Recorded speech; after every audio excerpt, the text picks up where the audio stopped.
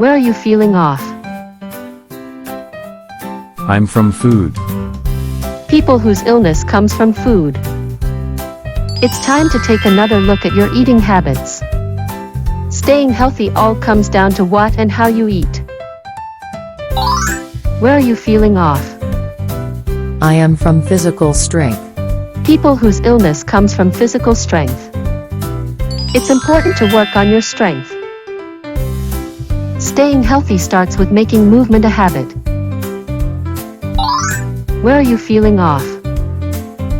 I'm from sleep. People whose illness comes from sleep. Getting quality sleep is a must. What you do before bed holds the key to staying healthy. Where are you feeling off? I sincerely.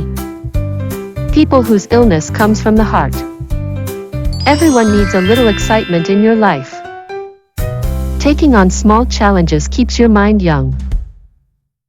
It's normal to feel lost with all the changes in your body and mind, but we'll get through it together.